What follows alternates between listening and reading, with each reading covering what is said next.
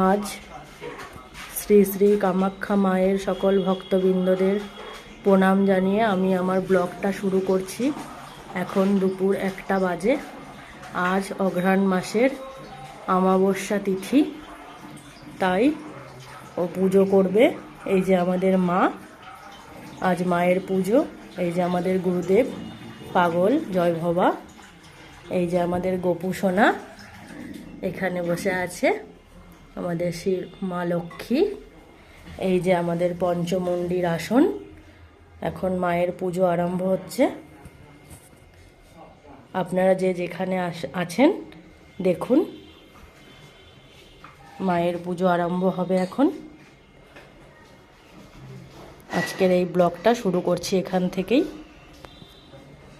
আপনারা দেখতে থাকুন।